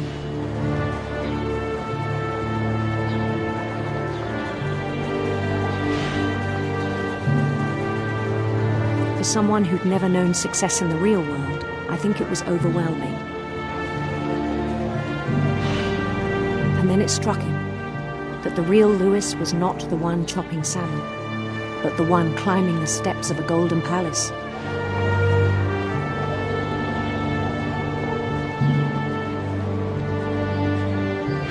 My imagination is as real as my body, he told me.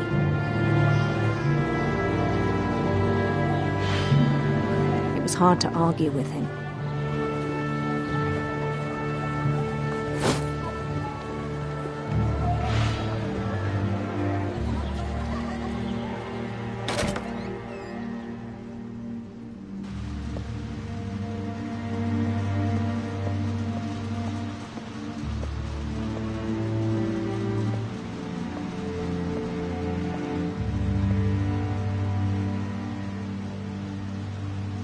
Began to forget the world we know.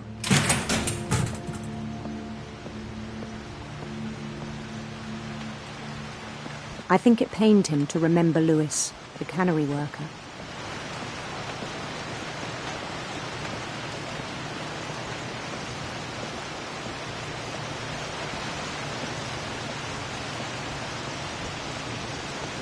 He began to despise the man with a royal contempt.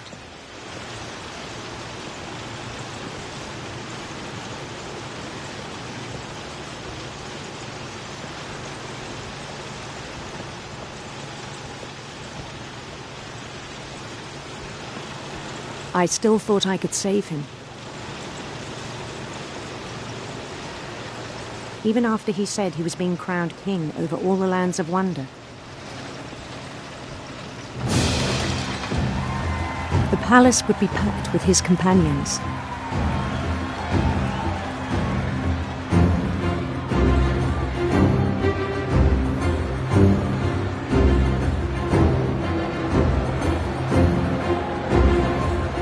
Including the wise Calico who'd insisted on advising him.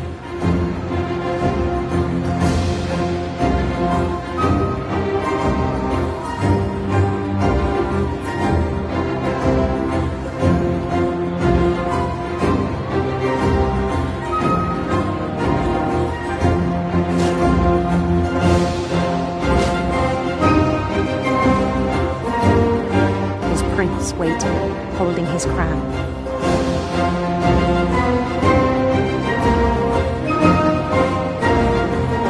There was only one thing left to do.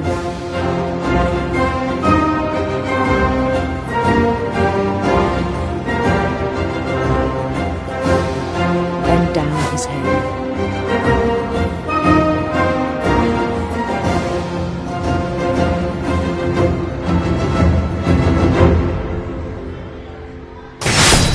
And the rest I think you know. Mrs. Finch, your son was a kind man who will be missed by all of us who knew him.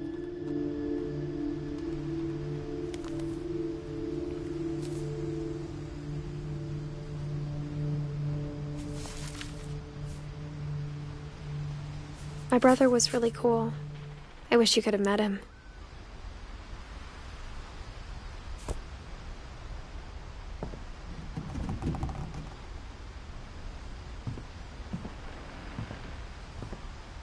Louis and I spent a lot of time playing games together, but he was surprisingly bad at them.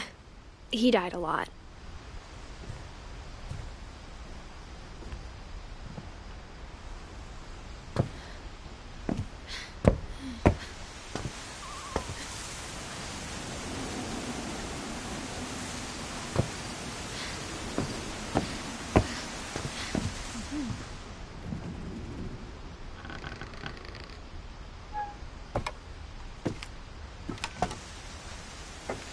On the way back from Louis's funeral, my mom told me to start packing. She waited until the day before we left to tell Edie. I'm not sure if she wanted to make it easier or harder. I wish we'd stayed. But I understand why we left.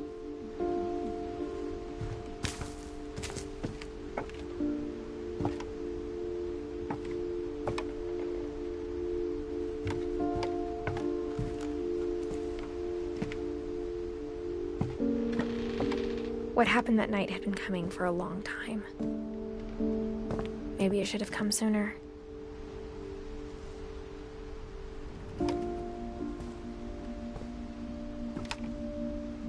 But it had to end one way or another. All that's left now is to tell you about that last night.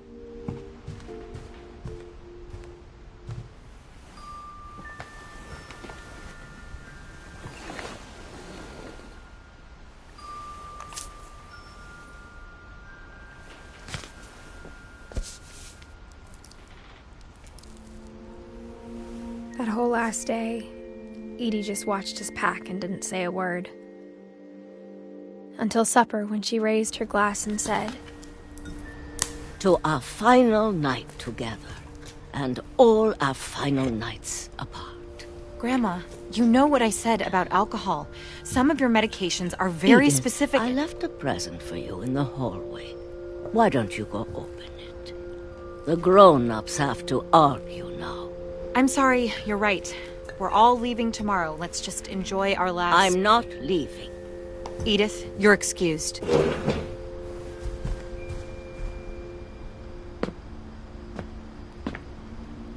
The power had been shut off that morning, but Edie always had plenty of candles. When my mom sealed the library, I don't think she knew about the other entrance. Or that Edie had a key to it.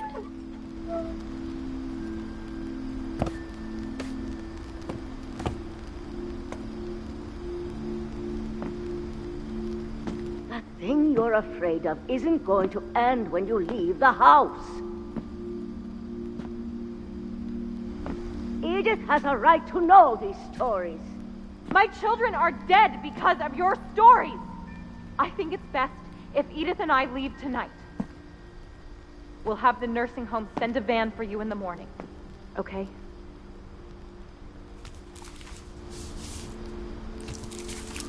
Dear Edith, there's so many stories I wish I could tell you, but there's only time for one.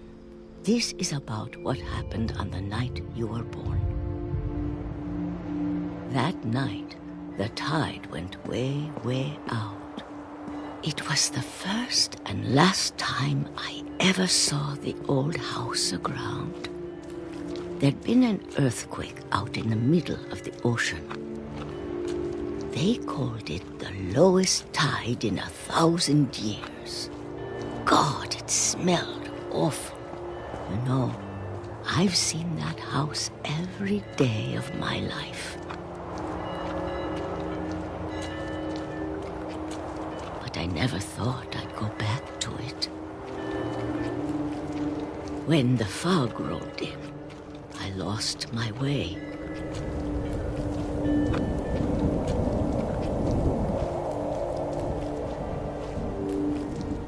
I got turned around.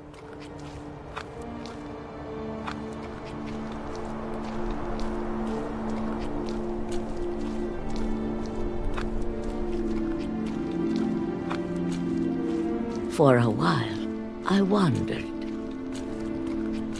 I started seeing things.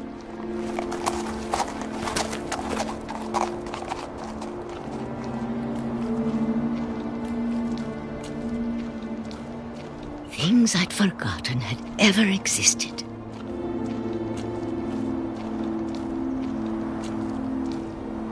But when I saw them, they felt like old friends.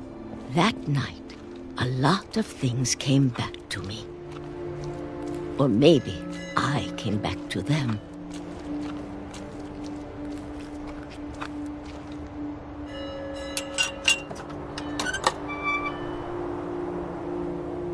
Things I can't explain, but that I need you to try and... Edith, what are you doing in here? It's mine. Edith! Mom, you're gonna rip it! Let go! I kicked and screamed, but Mom dragged me to the car.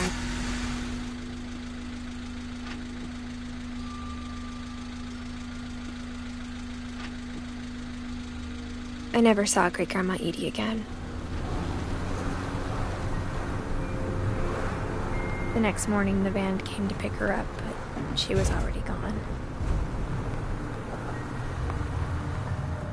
After that, we moved around a lot.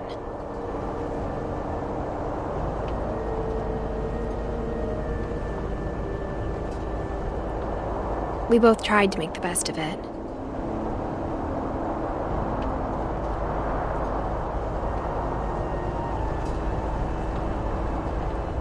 A few years went by.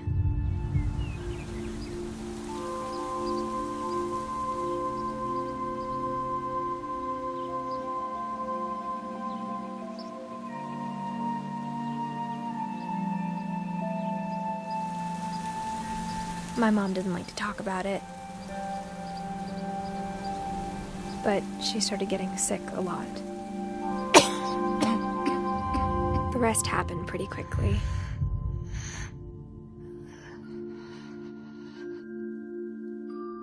She got better for a while, and then she didn't.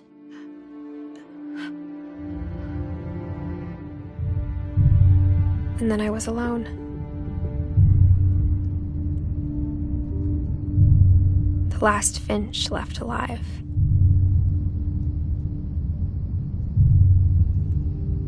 Until I found out about you. I'm still not sure what to tell you about all this. If we lived forever, maybe we'd have time to understand things. But as it is, I think the best we can do is try to open our eyes. And appreciate how strange and brief all of this is.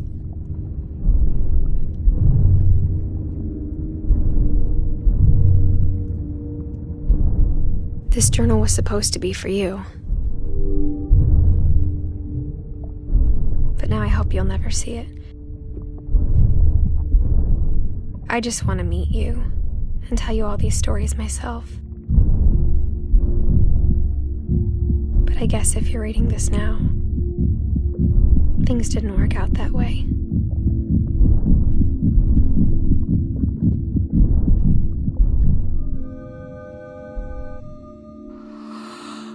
This is where your story begins. I'm sorry I won't be there to see it.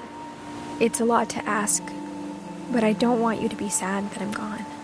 I want you to be amazed that any of us ever had a chance to be here at all.